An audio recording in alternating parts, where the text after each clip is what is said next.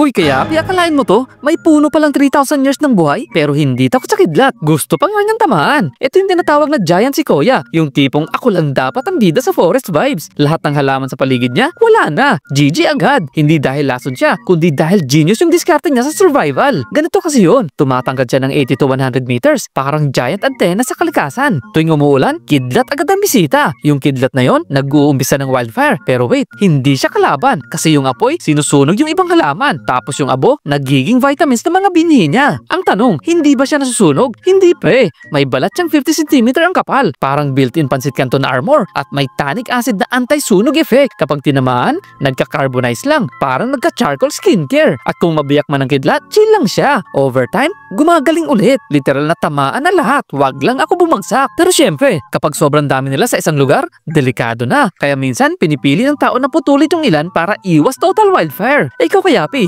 kung kaya mo makasurvive kahit ilang ulit kang tamaan ng kidlat, anong tawag sa'yo? Comment yes kung matibay ka rin. Tag mo yung tropang hindi basta-basta nadadali. At follow mo ko para sa susunod nating kwentong malupit.